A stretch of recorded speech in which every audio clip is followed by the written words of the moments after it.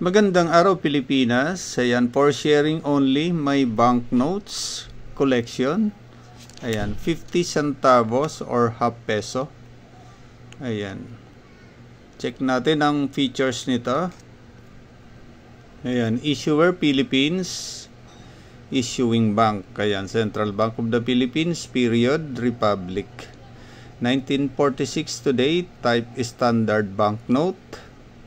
Years 1955 to 1957, value 1 half peso.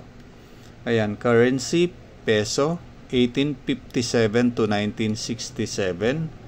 Ang composition nito, paper 90% cotton, 10% linen. Ayan, ang size nito 130 by 60 mm. Ang shape nito rectangle. Demonetized na ang ganitong banknotes nung January 5, 1970.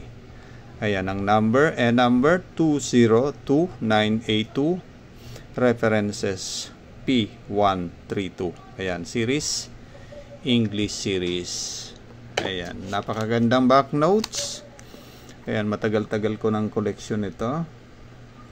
Ayan, tingnan natin ang obverse nito, ang lettering nakalagay.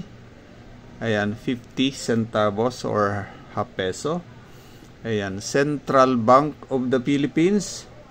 Ayan, nakalagay, this note is a liability of the Central Bank and it is fully guaranteed by the government of the Republic of the Philippines. Ayan, half peso.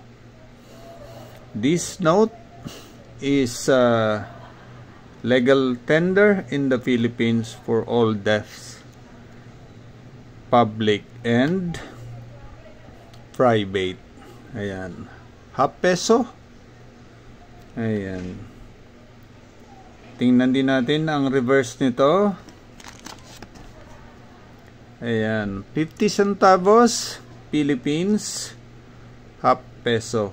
Ayan, kung titingnan mo ang presyo nito dito sa pinagkakatiwalaan nating numista, ayan ang presyo nito.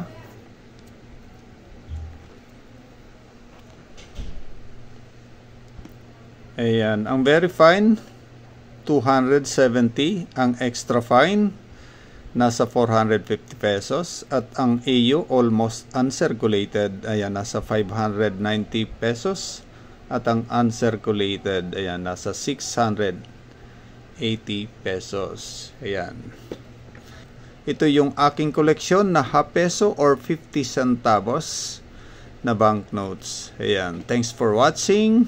God bless po sa inyong lahat.